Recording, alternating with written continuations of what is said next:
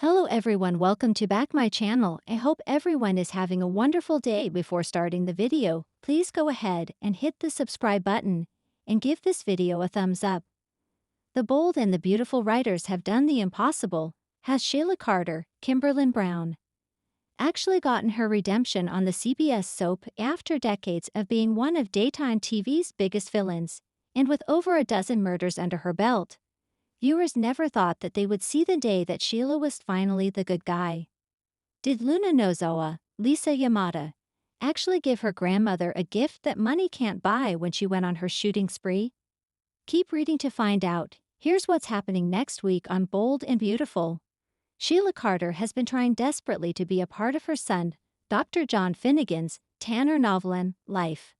The former villain has turned over a new leaf and been on her best behavior at Il Giardino. But Steffi Forrester, Jacqueline Messinswood, refused to see her progress and give her husband Finn a chance to get to know his birth mom. Can Steffi really keep Finn from interacting with Sheila Carter after she saved her life and her son Hayes' life? Sheila had been trying to warn Finn and Steffi that Luna was going to strike for days, and everyone blew her off. When she realized what her granddaughter was up to, Sheila raced to the rescue and even took a bullet in the foot when she was trying to save her daughter-in-law. After how unforgiving Queen Steffi has been, Sheila could have just walked away and let Luna do her thing. Not only did Sheila save her life, she took a bullet for Steffi too. All Sheila has wanted on B&B was a chance to be a mother and a grandmother and get to know Finn and Hayes. For decades, Sheila Carter had been the face of chaos in Los Angeles. Her name carried a storm of fear wherever it was uttered, in the Forrester mansion, in the hospital corridors, and especially in the hearts of those who dared to love her. But on one warm, golden afternoon in Beverly Hills, the tides of Sheila's life began to turn. At long last, her twisted tale took an unexpected turn, not toward destruction, but redemption. It didn't begin with a miracle, it began with silence. After surviving yet another near-death experience, this time a bullet meant for someone else, Sheila lay still in a hospital bed, her breathing shallow, her thoughts disjointed. As the world around her continued spinning, it was Finn who lingered longest at her side. Against all expectations, the son she had nearly lost forever stood watch, torn by his own storm of emotions. He'd hated her, he'd mourned her. But he'd also remembered her holding his hand as a child, remembered her fierce protection, even when it veered into madness. And now, as he sat by her bedside, something inside him shifted. Maybe, this time, she really means it, Finn whispered to Bridget, who quietly tended to Sheila's wounds. Maybe she's tired. Bridget gave a measured nod. Some people never change. But some do. It wasn't a glowing endorsement. But for Sheila Carter, it was a sliver of light in an otherwise pitch-black world. Redemption begins in small steps. Sheila's recovery was slow, but not just physically. Her mind, weathered by trauma, rejection, and a lifetime of being labeled a villain, started to seek something unfamiliar: peace. The hospital room became a cocoon, separating her from the hatred that clung to her name like chains. In the quiet hours, she read books, something she hadn't done since her days as a nurse. Old medical journals, psychology texts, even fiction. Stories of people who changed. But what truly marked the start of her transformation was a visit from Hope Logan. "I don't forgive you," Hope said firmly, standing at the foot of Sheila's bed. "I may never forgive you. But I don't want to see my family live in fear forever either. I want peace. For the children. For Finn.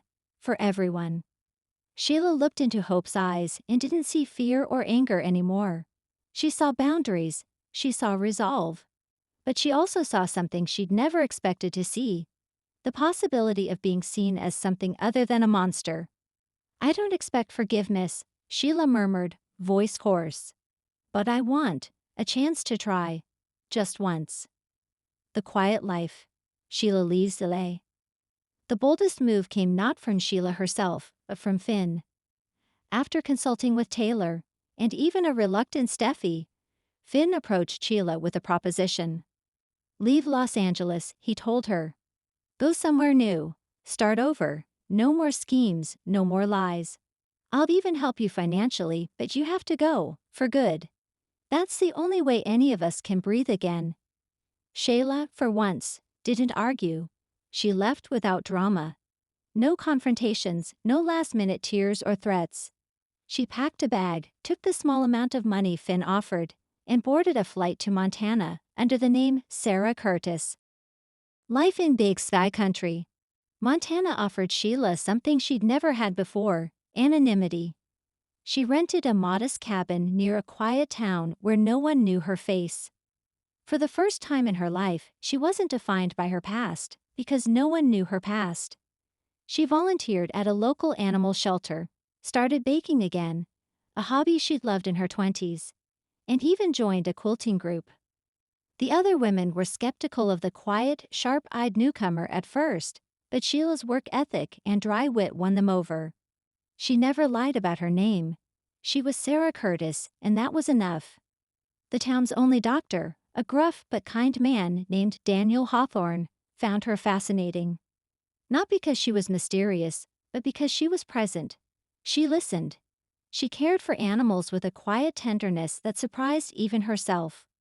And when she saved a child's life during a trailside emergency, word spread that Sarah had once been a nurse.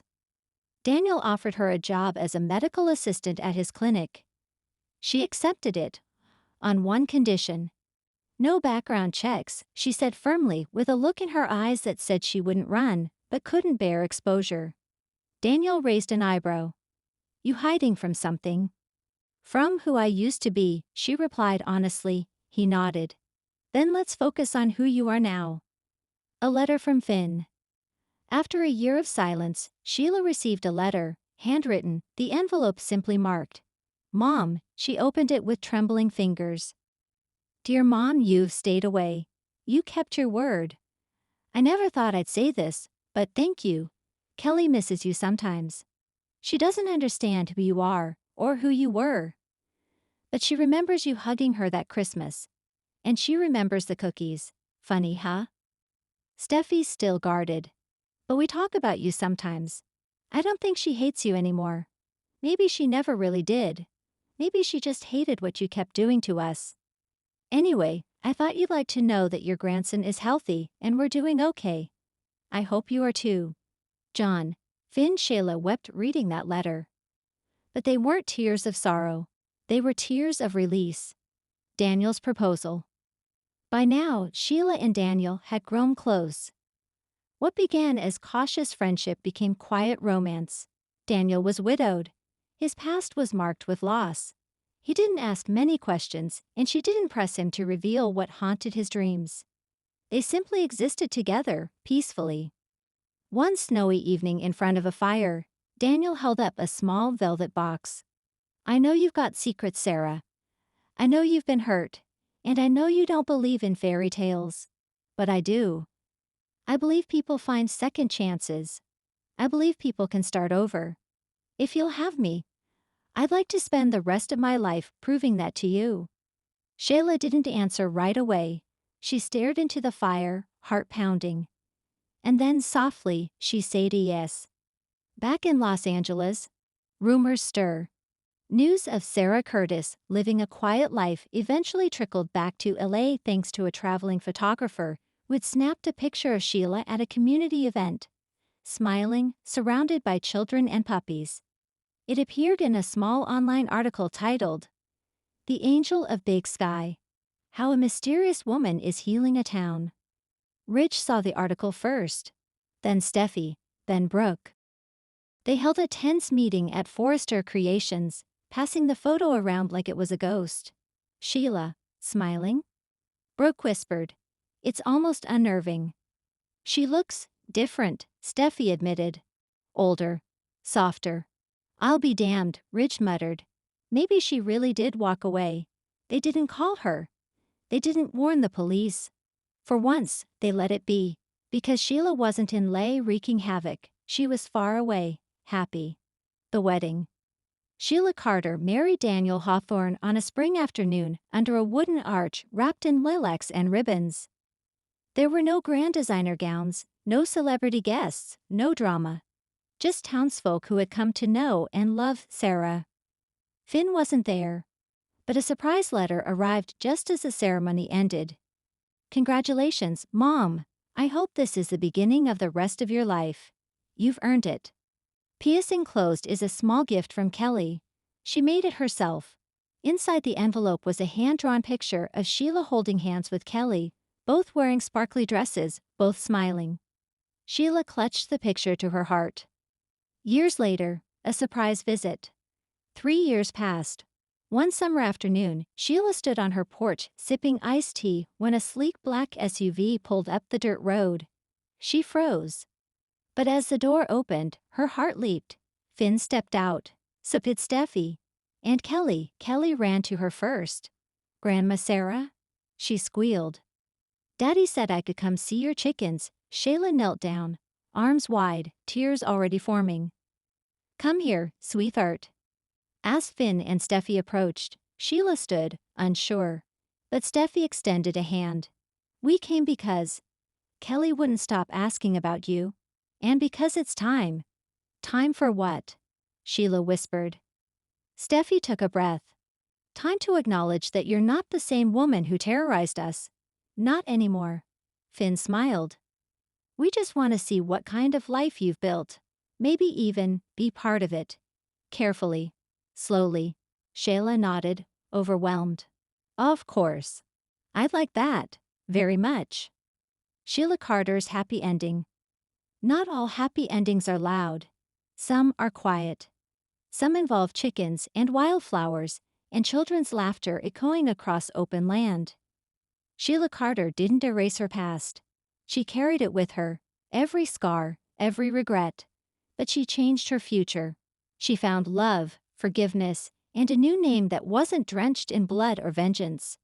She became a woman worthy of peace, and for the first time in her long, chaotic life, Sheila Carter was finally happy. Thanks for watching this video, and please subscribe our Boldy and BAUTFUL UPDAT YouTube channel for more update news.